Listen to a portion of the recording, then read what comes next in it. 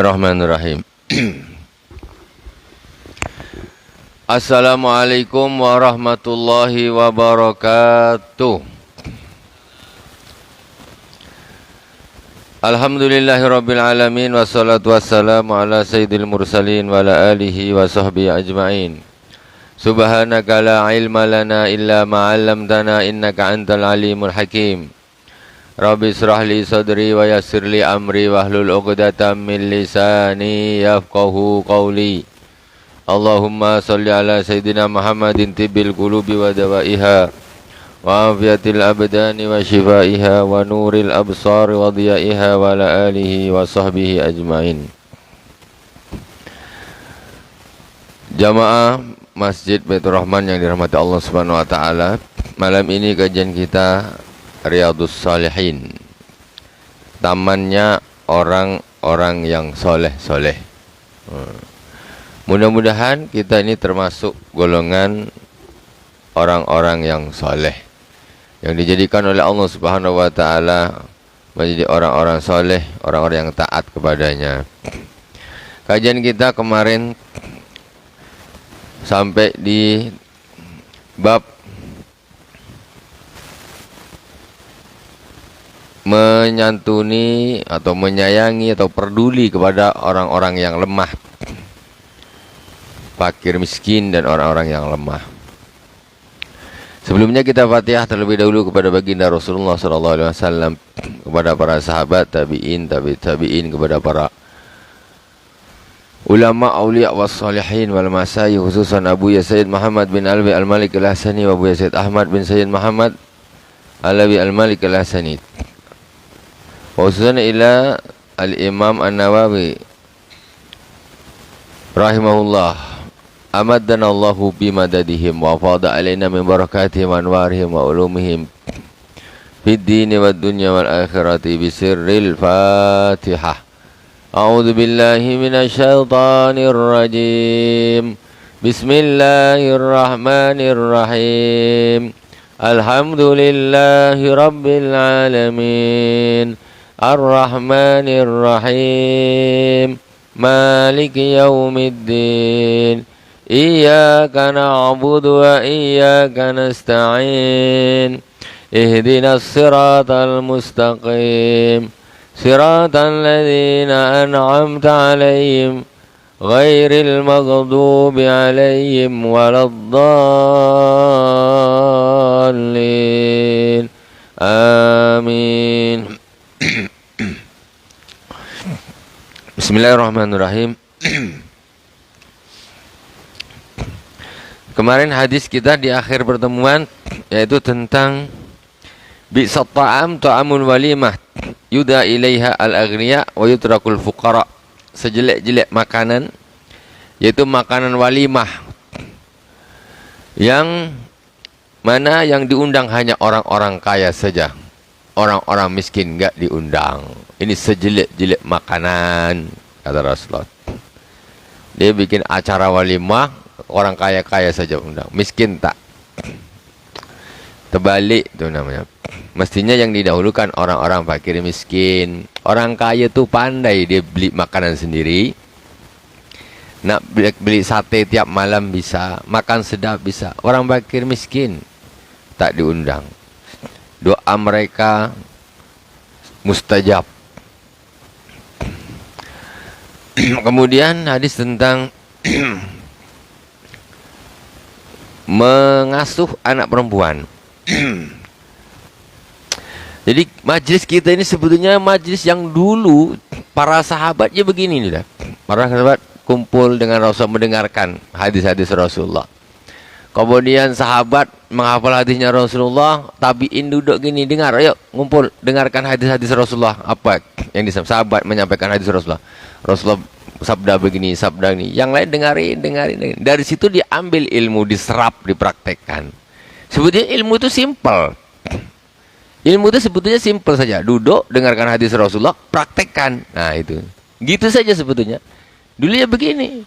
Para tabi'in, kemudian dia menghafalkan hadis dari para sahabat. Kemudian dia duduk dengan orang banyak, tabi'in. Dia menyampaikan hadis Rasulullah. Rasulullah pernah sabda demikian, Rasulullah pernah sabda demikian, Rasulullah pernah sabda demikian. Dan itu lafaz penuh berkah. Hadis itu lafaz penuh berkah. Bukan kita duduk ini bukan hanya sekedar istilahnya sifat apa ya kita bilang ini, yang zahir saja, tidak. Justru sisi ruhaniyahnya hadis-hadis Rasulullah itu sangat besar. Bukan menyampaikan hadis Rasulullah ini bukan hanya sekedar menyampaikan maklumat tok, tidak. Tetapi di dalam hadis Rasulullah itu ada nur, ada cahaya, ada hidayah, di situ ada. Kalau hanya sekedar cari maklumat, cukup Google saja dah cukup. Lebih-lebih. Tapi di situ tidak didapatkan apa yang didapatkan di majlis.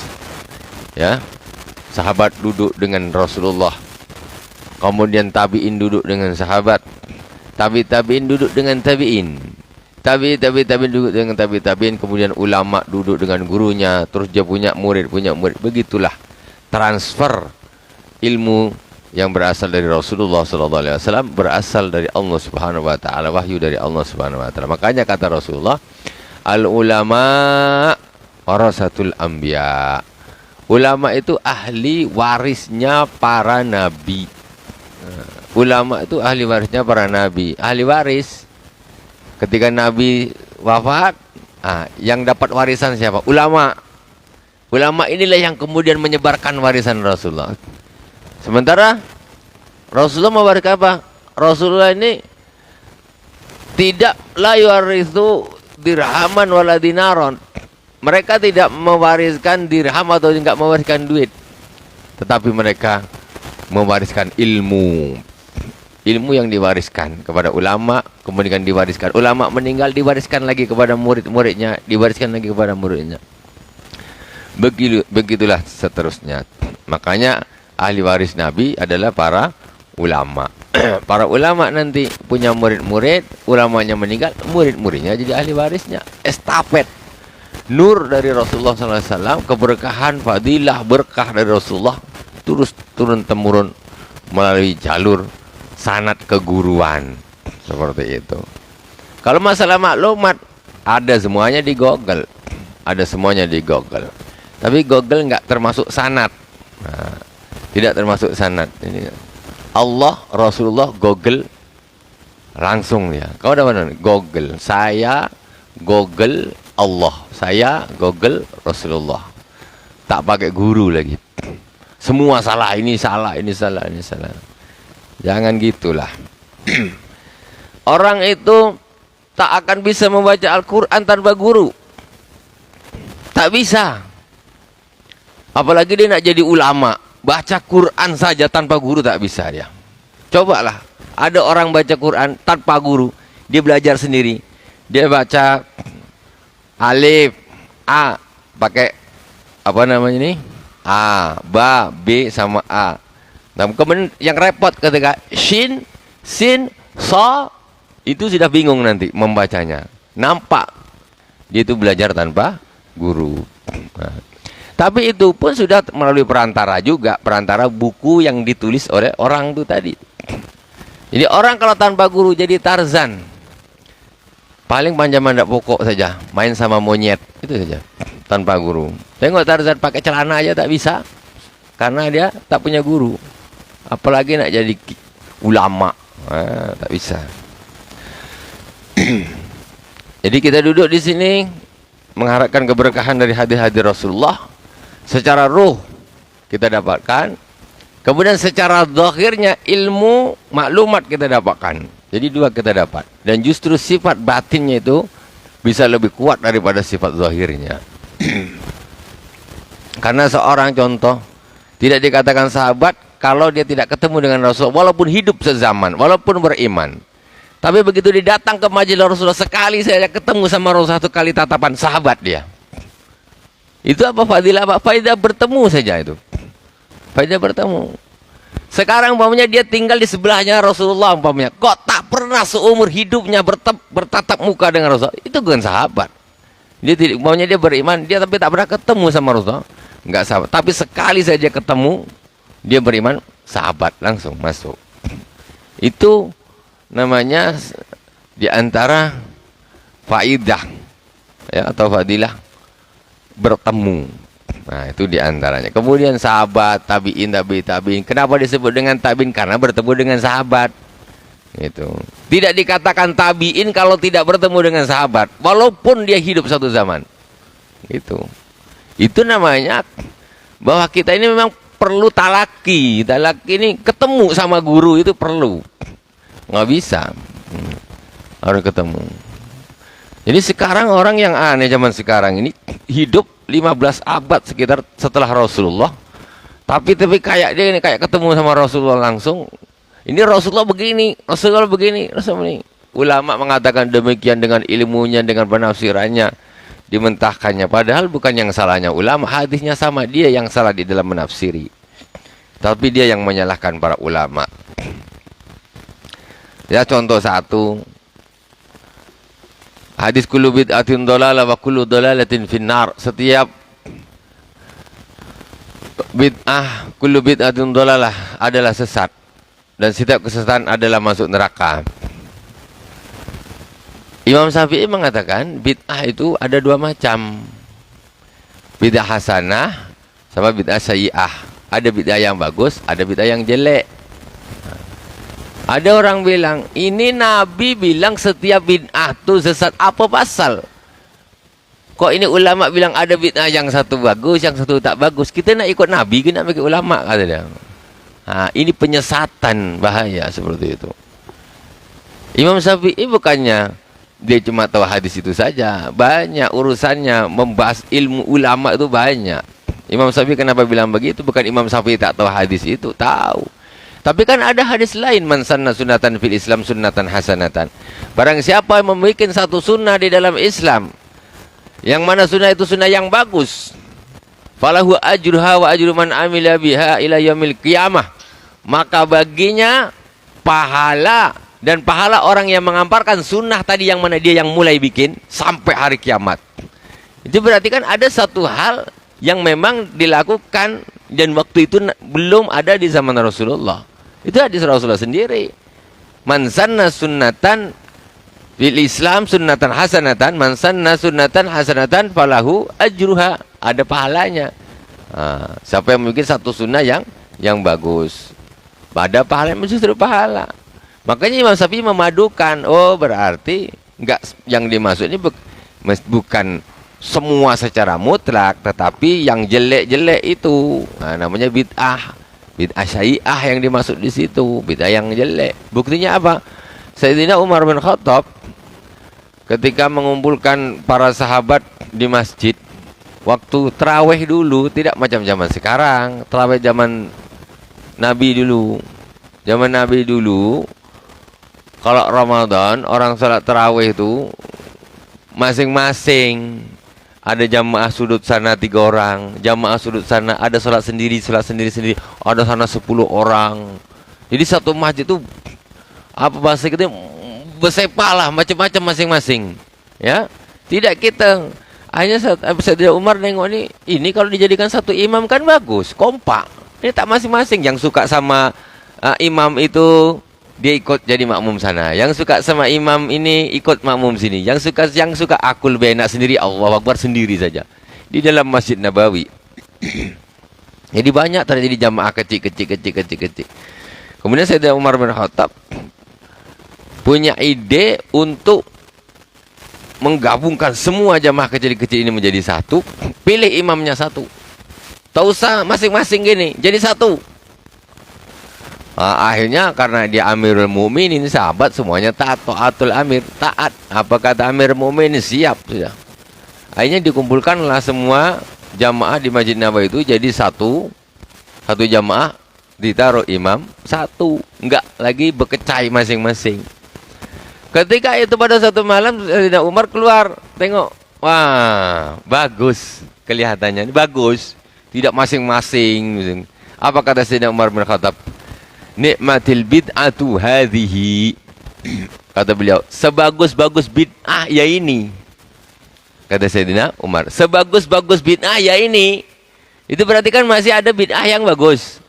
Ini loh Sayyidina Umar, kuburnya di sebelah Rasulullah, bilang sebagus-bagus bid'ah ya ini. Berarti ada bid'ah yang bagus. Jadi bukan pukul rata kullu bid'atin dhalalah. Ini Nabi bilang semua bid'ah sesat. Kok Imam Syafi'i bagi dua, ada bid'ah hasanah, bid'ah sayyi'ah, ada yang bagus, ada yang tidak. Kita nak ikut Nabi kan nak ikut ulama. Ada. Engkau ini yang tak betul, tidak punya guru, gurunya jadi setan, ikut setan. Ya. Kayaknya ikut Nabi, kayaknya, tapi dia tanpa guru. Nah, Sayyidina Umar kalau begitu salah. Ketika Anda memutlakkan semua yang tidak dilakukan oleh Rasulullah itu adalah bid'ah, Sayyidina Umar berarti salah. Neraka, kuburnya di sebelah Rasulullah. Kata Sayyidina Umar, nikmatil bid'atu hadhihi, sebagus-bagus bid'ah ini, yaitu menjadikan sholat tarawih jamaahnya menjadi satu dan satu imam. Itu bid'ah, kata Sayyidina Umar. Tapi sebagus-bagus bid'ah ya ini. Nah, ini kan otomatis yang seperti ini dijadikan menjadi sumber dalil untuk menetapkan. Sekarang zaman Maulid Nabi, ya kan? Sibuk. Yang fanatik-fanatik itu yang apa namanya ini? Ekstrim-ekstrim, bid'ah, Nabi tak bikin. Nabi pun dia sementara dia kuliah LC, ya, kuliah LC.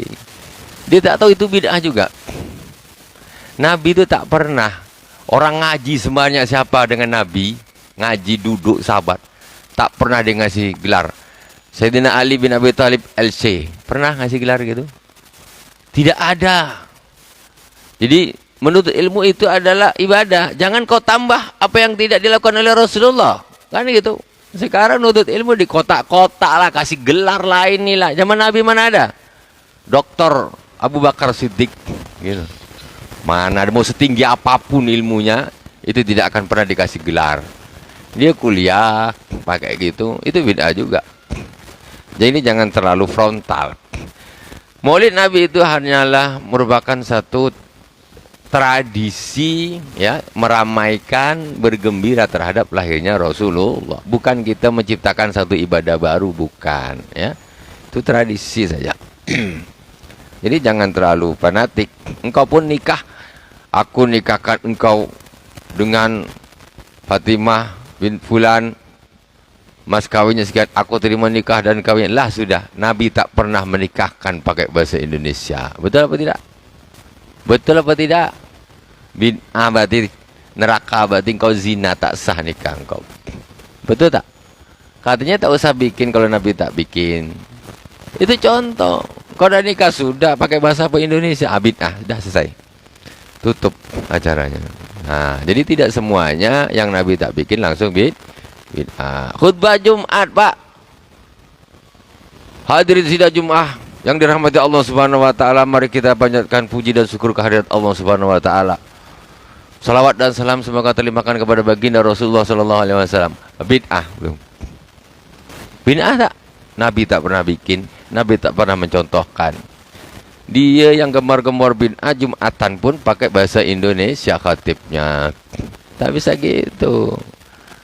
Ada lagi orang membid'ahkan salawat Allahumma sholli sholatan kamilatan wa salim salaman. Salawat nariyah. Ada dia salawat nariyah bid'ah. Yang boleh cuma Ibrahimiyah. Allahumma sholli ala Muhammad wa ala ali Muhammad kama shallaita ala Ibrahim wa ala ali Ibrahim ila akhirih.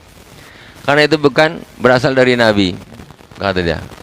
Salawat itu apa sih? Salawat itu artinya doa. Tapi orang yang gemar-gemar gini, dia ketika ceramah, kata dia, salawat dan salam semoga terlimpahkan kepada baginda Rasulullah sallallahu alaihi wasallam. Apa namanya tuh? Apa namanya? Itu kan salawat juga. Lah sudah, yang pakai bahasa Arab saja kau bid'ahkan, ini sudah kau rubah pakai bahasa Indonesia. Apa tak lebih bid'ah lagi? Nah, jadi orang ini banyak, yaitu mensorot perbuatan orang, tetapi dipilih-pilih dia lupa kalau dia tuh nabrak sendiri. Susah orang nak komitmen seperti itu, susah, sangat susah sekali. Jadi Imam Syafi'i mengatakan demikian, itu betul berdasarkan beberapa hadis. Hadis itu banyak, bukan cuma satu. Kullu bid'atin dhalalah wa kullu dhalalatin finnar. Bukan cuma itu. Ada hadis yang lain mengatakan Nabi, barang siapa yang membuat satu sunnah yang bagus, dia dapat pahala. Juga kalau ada orang yang ngamalkan sampai hari kiamat, dia dapat pahala terus. Umpamanya orang dulu yang pertama membikin maunya yasinan setiap malam Jumat, ya kan? Sambil silaturahim ke rumah. Siapa yang pertama bikin? Kalau ada orang bikin, dia tetap dapat pahala tuh. Nabi memang tak pernah bikin. Mana ada Nabi bikin setiap malam Jumat yasinan rumah Sayyidina Abu Bakar Siddiq. Malam Jumat depan yasinan tempat Sayyidina Umar. Jumat depan yasinan sama Sayyidina Utsman. Mana ada? Itu kan kita yang bikin sekarang. Tapi kan tidak melanggar syariat. Semuanya ada di dalam lingkup agama Islam. Baca Quran disuruh, silaturahim disuruh, sedekah disuruh, semuanya disuruh. Nah, jadi itu namanya masih di dalam sekup agama Islam, itu boleh. Orang bikin sekolah, bikin madrasah, bikin pesantren, semuanya itu kan semuanya perkembangan. Mana ada zaman Rasulullah dulu ibtidaiyah, sanawiyah, aliyah, kemudian kuliah. Mana ada? Tidak ada. Makanya saya tak kuliah, takut bid'ah. Saya dah daftar kuliah dulu, dah lulus tapi tak teruskan. Takut bid'ah. Tak gurau aja.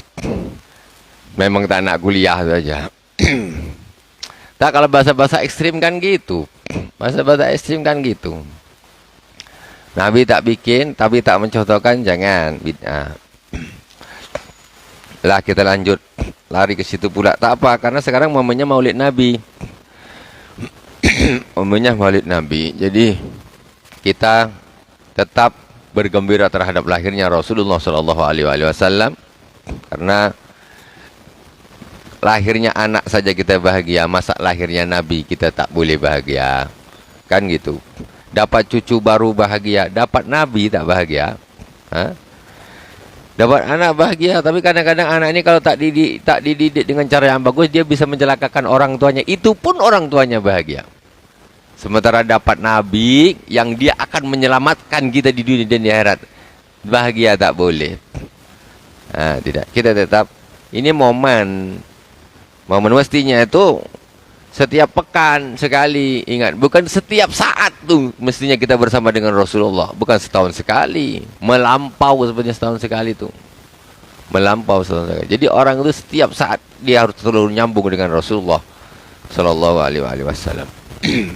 Bulan ini bulan yang mulia, bulan Rabiul Awal, bulan lahirnya Rasulullah Sallallahu Alaihi Wasallam. Bismillahirrahmanirrahim. Kita masuk hadis ini, mungkin kemarin sudah dimulai.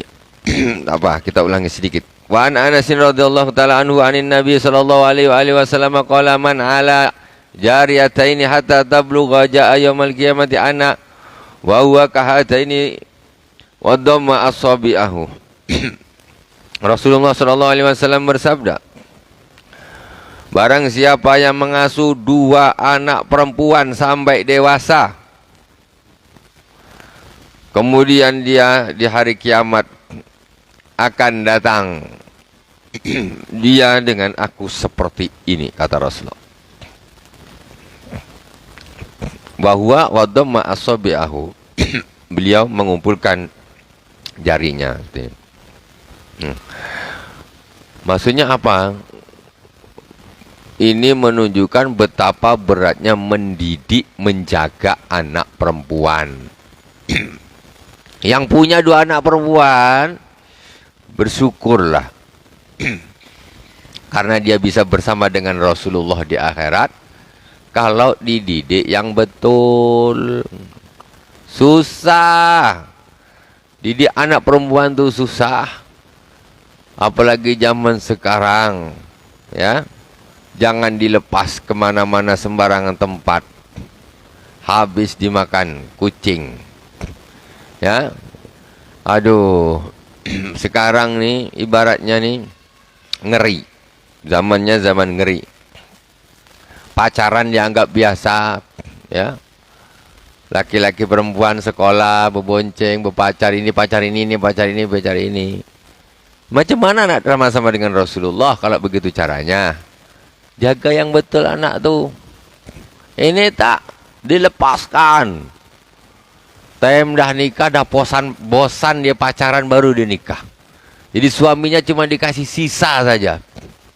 Sisa-sisa pacar pertama, pacar dua, pacar ketiga, pacar keempat, pacar kelima, pacar keenam. Bosan pacaran, nikahlah. Kata dia. Mau jadi apa seperti ini? Ini beratnya mendidik anak perempuan dua, kata Rasulullah. Siapa yang bisa mendidik, merawat, menjaga dua orang anak perempuannya sampai dewasa, masuknya dengan didikan yang bagus, jadi wanita solehah, maka dia akan datang di akhirat dengan aku seperti ini. Ya, itu bersama dengan Rasulullah. Tanggung jawab. Nah, dua anak perempuan. Ini tak anak perempuan nampak, wah ditunjuk-tunjukkan. Kok orang dipamer-pamerkan, punya pacar tambah suka. Nah, sholatnya tak dijaga, auratnya dibuka-buka. Mau jadi apa di akhirat? Itu tidak lulus namanya. Berat. Wa an Aisyah radhiyallahu ta'ala anha qalat dakhalat alayya imratun wa maha ibnatan laha tas'alu falam tajid indi syai'an ghaira tamratin wahidah fa ataituha iyyaha faqassamadha baina banataiha wa lam takul minha summa qamat fa kharajat. Hadis diriwayatkan oleh Sayyidah Aisyah radhiyallahu taala anha. Kata beliau, masuk ke rumahku seorang wanita bersama dua orang anak perempuan.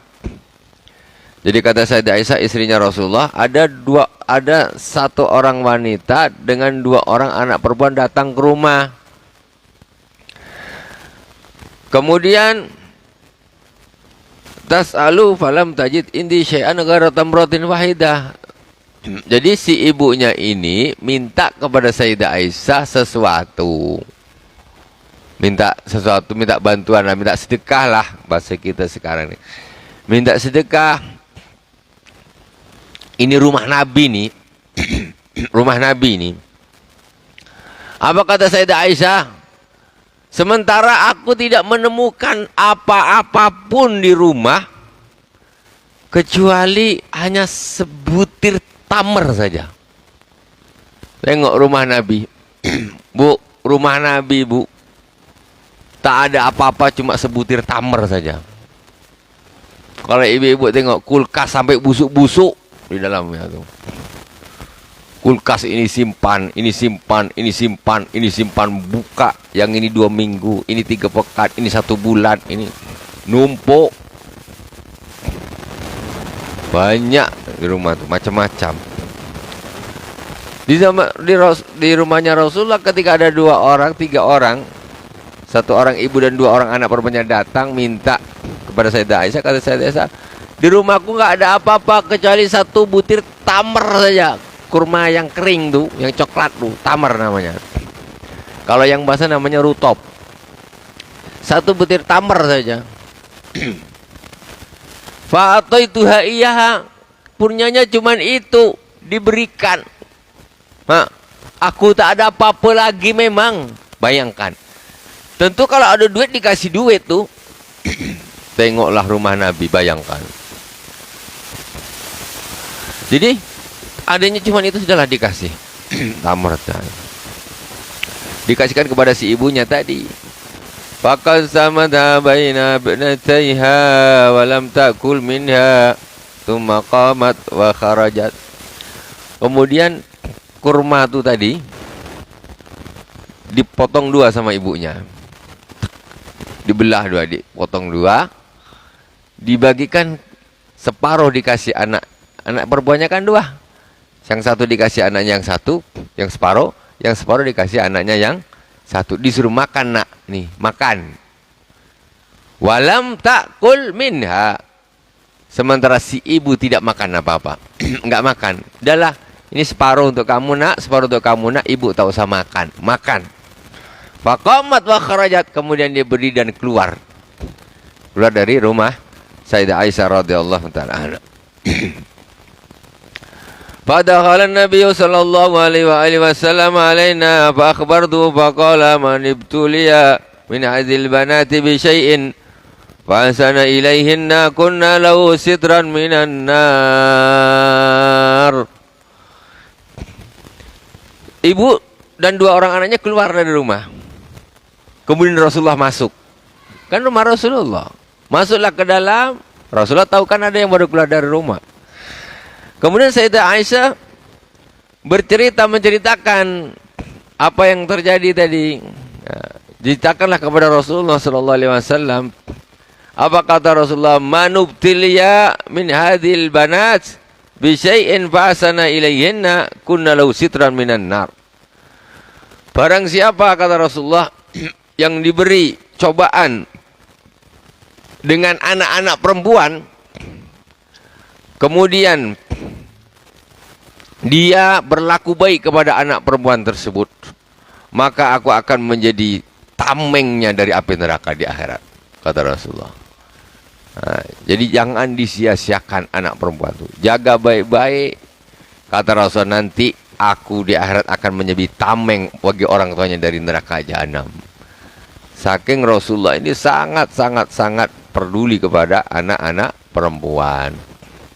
Kayak gitu, dibela-belain.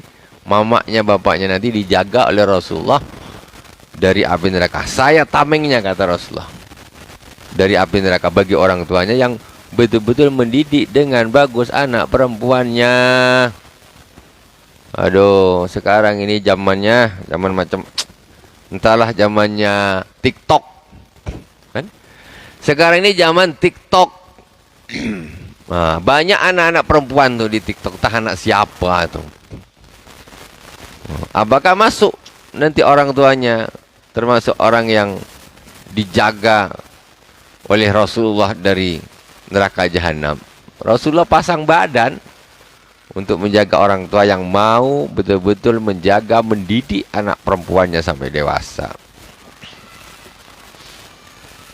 Wa an Aisyah radhiyallahu anha aidan qalat ja'atni miskinah tahmilu ibnatain la wa ad'amtuha thalathata marat fa'atat kulla wahidatin minhuma tamrah warafat ila fiha tamratan litakula fastad'amatha ibnataha faqassat tamrata allati kanat turidu an ta'kuluha bainahuma fa'jabani sya'nuha. Ada hadis lagi satu masih tentang itu. Ini maksudnya apa? Kepedulian orang tua terhadap anak perempuan. Masya Allah, ada orang tua ini dengan anak perempuan memang jangankan dididik, dikasih makan pun tidak. Apalagi yang broken home. Sudahlah, tak diperhatikan anak perempuannya, entah jadi apa. Wah, ini orang tua kayak gini nanti bahaya di akhirat. Mamaknya juga gitu, harus betul-betul jaga. Jangan disia-siakan. Hadis yang kedua diriwayatkan oleh Sayyidah Aisyah juga. Kata Sayyidah Aisyah, datang kepadaku seorang wanita miskin.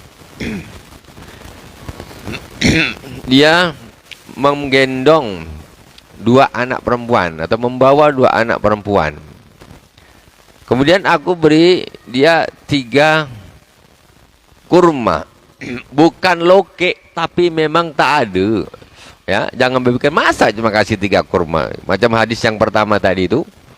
Bahkan cuma 1 kurma saja. Bukannya loke, memang tak ada. Masa suruh nyuri? Jadi ketika dia datang dengan dua anak, aku bagi dia 3 kurma. Kata Sayyidah Aisyah. Kemudian ibunya fa'atat kulla wahidatin minhuma tamra wa rafat ila fiha tamratan litakula. Kemudian dikasihkanlah karena 3, 1 dikasih anaknya yang 1, 1 yang 1. Tidak dapat 1, tinggal 1. Nak dimakan dia. Tinggal 1 kurma. Mau dimakan ya. Fastat amatha ibnataha fasaqqatit tamrata allati kanat turidu an ta'kulha bainahuma. Kemudian pas dia nak makan gini, tiba-tiba anaknya minta lagi, "Mak, minta lagi, Mak," katanya. "Mak, minta lagi, Mak, tamarnya." Dia tidak makan nih. Kemudian apa dibikin mamanya? Tamarnya, kurmanya dipotong dua, ya. Dikasihkan kepada anaknya, bagi dua lagi. Nah, anak habiskan, nak, habiskan. Mama tak makan, tak apa, nak. Tak apa, mama tak makan tuh. Jangan jadi orang tua membiarkan anaknya tak makan. Dibiarkan gitu saja. Ya Allah. Jangan kayak gitu.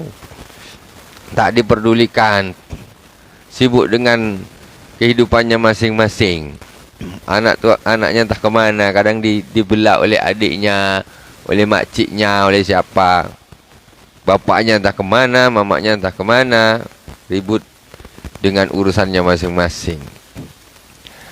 Kata Said Hasan, fa'ajabani sya'nuha, maka sangat mengagumkan aku apa yang dia lakukan oleh ibunya ini. Aku sangat kagum terhadap apa yang dilakukan. Fadzakartul lati sana'at li Rasulillah sallallahu alaihi wa alihi wasallam, faqala innallaha qad aujabala biyal jannah au a'taqaha biya minan nar. Kemudian Sayyidah Aisyah cerita kepada Rasulullah kejadian itu. Kata Rasulullah, sesungguhnya Allah Subhanahu wa ta'ala telah mewajibkan bagi ibu tadi surga. Karena gitu saja tuh.